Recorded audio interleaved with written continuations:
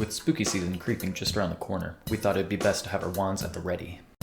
Let's start by making some cane. Sadly, we can't turn glass into candy, but this cane allows us to put some patterns or design into our glass.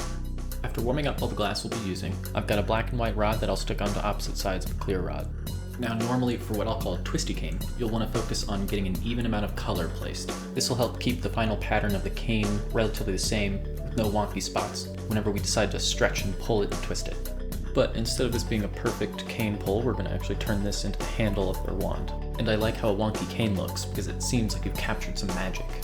Focus the flame more on the color than the clear. If the clear gets too hot, gravity's going to take over and pull it down and slump it. If that happens, take it out of the flame, let it cool down a little, realign it, and then start painting that color back on. Now that we've got the white on the other side, I'm going to heat up the end so we can punty up to it so that there's another handle. That way we can have a little bit more control over the glass and condense it down the way we need to. And sometimes glass likes to do what it wants to whenever you're melting it, and all you can do is kind of guide it along into the shape that you want it to be. The shape we're needing for the cane today is a cylinder.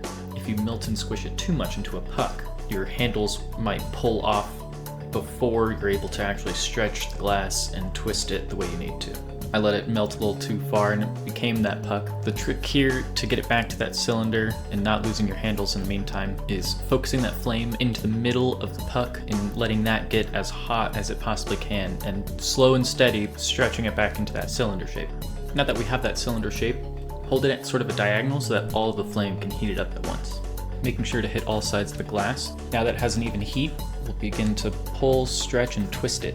Normally for twisty cane, you can stretch it as far as your arms could go, but I'm keeping it relatively small.